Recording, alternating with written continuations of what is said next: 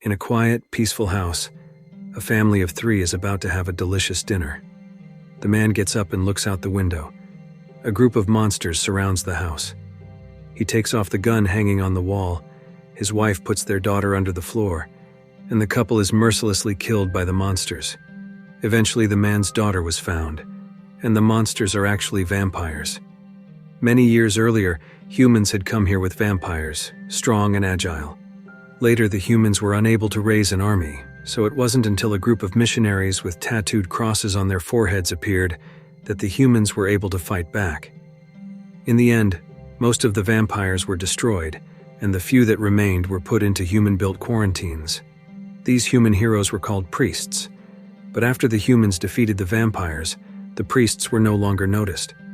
Socially viewed as deviants, the heroes must take jobs in the sewers to survive, a city surrounded by walls. Here, under the rule of the church, the city becomes sunless and dark. Main character, the priest.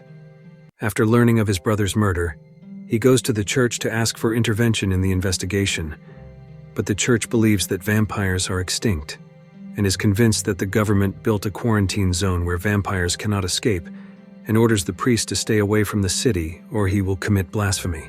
However, priest's job is to eliminate vampires.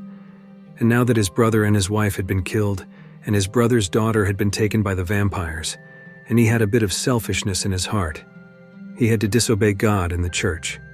Then the priest got on a motorcycle and went out of town. When he arrived at the brother's house, he found it a mess, and then he met a man named Hicks, the man who had told him about the brother's murder, who was the boyfriend of the brother's daughter, so the two of them investigated together. When the church in the city learned that the priest was committing an offense, the church immediately called 4 other priests to order that he be rearrested. The only option they had was to go to the quarantine area closest to their brother's house, where they found no guards, only humans infected with vampires. They were quickly pushed outside to be disinfected. After those infected were quickly eliminated, the sun had set, so some vampires were jumping out of the entrance now. The priest took out a Bible and began to pray. Then, with the Bible in his hand, he gave a few attacks, quickly picking up a knife in the air and quickly killing the vampires. The 2 men saw that there was nothing to be found in this place, so they prepared to go elsewhere. The nest of the vampire mountains was inside, and the silence inside was terrifying. Later, the 2 men separated, but the priest met his former female companion, who was sent by the church to arrest him. Later, they hear gunshots, and it turns out that Hicks met the guardians of this lair. They are bigger than the average vampire, but with the cooperation of his partner, the priest jumps through the stones, and with a knife in hand, the priest manages to kill the vampire. Later, they discovered that the vampires had created a new vampire army, and in a small town not far away, a train came slowly and quietly, and a mysterious vampire emerged from inside the train. A massacre engulfs the town, and the mysterious man enjoys the carnage, and then 3 motorcycles belonging to other priests appear and fight with the mysterious man. The next day, when the 3 people arrived in town, the 3 other priests had already been hung on crosses overnight. Wonder how powerful the vampire that killed the 3 priests was.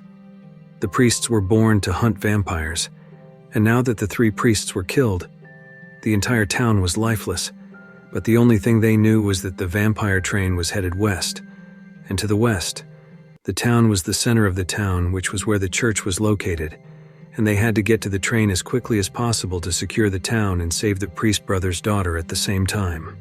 The next day, when they are about to leave, Hicks points his gun at the priest for fear of the priest killing his girlfriend if she turns into a vampire. At this point, the female companion explained to Hicks that Hicks's girlfriend was actually the priest's daughter. Since the priest was not allowed to marry and have children, he had to leave his family to his brother. Hicks was relieved when he learned the truth. After all, it was his father-in-law. Now the battle between humans and vampires was about to begin. A simulated train passed by quickly, followed by 3 motorcycles. After re-emphasizing and assigning tasks, the priest then jumped onto the train and met the person who made him feel guilty the most. This person was his former partner, who was caught into the vampire's lair while on duty with the priest. In the end, however, he was not eaten, and he was rewarded by the vampire queen. At this time, he has turned into a human vampire with no fear of sunlight, but has the strength and speed of a vampire. They then fight, and the priest only cares if his daughter survives. The female companion in front of the train is now armed with a bomb, and she does not panic when several motorcycles appear towards her. After dealing with all the enemies, she discovers that the bomb detonator has been destroyed. The priest is again cornered by the human vampire, and invites the priest to join him to become a human vampire like him. But the priest refuses. At this time, Hicks walks through the carriage with the vampires inside, which causes the vampire egg to break and the vampires come out. And then the priest comes and they run away. They are chased by a horde of vampires thirsty for blood, but then they are driven away by human vampires. They are still not strong enough to defeat the human vampire, who is too strong, and the priest is hung on the wall with a dagger on his shoulder. The human vampire then takes the priest's daughter to the train. On the other hand, the female companion in front of the train loads all the bombs and drives towards the approaching train at full speed. At this time, the priest woke up and was on the train, saw that his daughter was about to turn into a vampire. Then a crucifix knife was thrown just in time and hit the neck of the human vampire. His daughter then lost her balance and rolled off the train, but the priest managed to catch her. On the other hand, the female companion who had been riding the motorcycle to blow up the train. She adjusted the autopilot of the motorcycle, jumped sideways and hit the train until it exploded.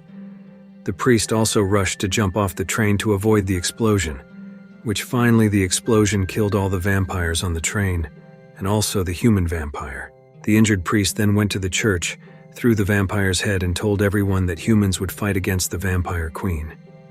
He then left the city alone to pursue his belief, the belief as a vampire exterminator.